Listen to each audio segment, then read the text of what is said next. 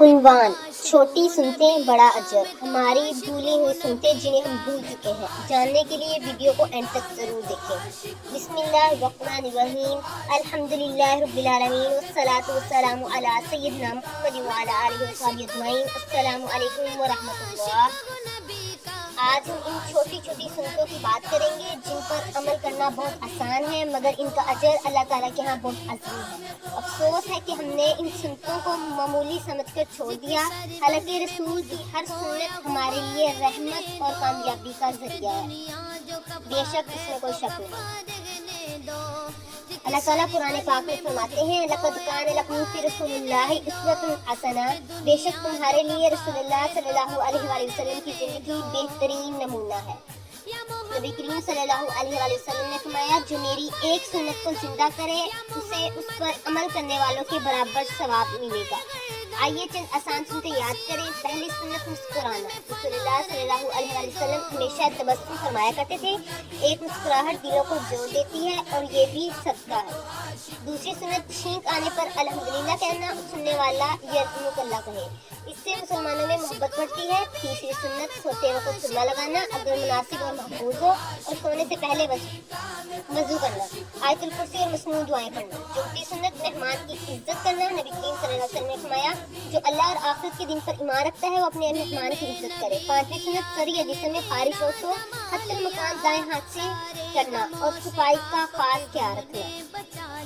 چھٹی سنت: پانی بیٹھ کر پینا۔ یہ نبی کریم صلی اللہ علیہ وآلہ وسلم کی سنت ہے، اس میں ادب اور احتیاط بھی ہے۔ ساتویں سنت: خوشبو لگانا۔ رسول اللہ صلی اللہ علیہ وسلم کو خوشبو بہت پسند تھی، خاص طور پر جمعہ اور نماز کے موقع پر۔ آٹھویں سنت: سواری یا گاڑی پر بیٹھتے وقت بسم اللہ اللہ اکبر کہنا اور مسنون دعا پڑھنا۔ نویں سنت: سواری سے اترتے وقت اللہ کا شکر ادا کرنا اور سبحان اللہ کہنا۔ نبی کریم صلی اللہ علیہ وآلہ وسلم نے فرمایا: تم میں سب سے بہتر وہ ہے جس کے اخلاق سب سے اچھے ہوں۔ اس لیے صرف بڑی عبادت ہی نہیں بلکہ چھوٹی چھوٹی سنتوں پر عمل کرنا بھی بہترین اخلاق کی علامت ہے۔